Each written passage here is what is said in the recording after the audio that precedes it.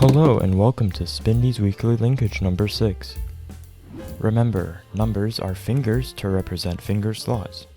The linkage starts palm up in slot 1-3, 2 out. The first trick is an index around from 1-3 to 1-4, 2 out, 3 in. The rotation continues with a fingerless pinky around. Note, this may not be technically considered fingerless per se, as the push is done with the around finger, the pinky, but this type of around is commonly notated as fingerless as a common way to differentiate these types of pushes. The push notation for this is push 4 to P, 4 for pinky, P for palm. The pinky around continues from 1-4, 2 out, 3 in to 2-4, 3 out.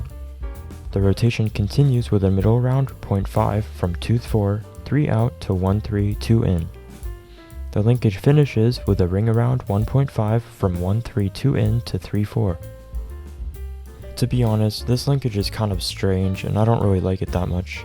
The entire linkage is arounds and the ring around 1.5 at the end is a little goofy to land consistently. It's arguably not very useful for other things either, but hopefully it taught you a little something about notation. Thanks for watching. You can look at the previous linkages on my channel and check out the future ones in the Spindys Discord server. See you next week.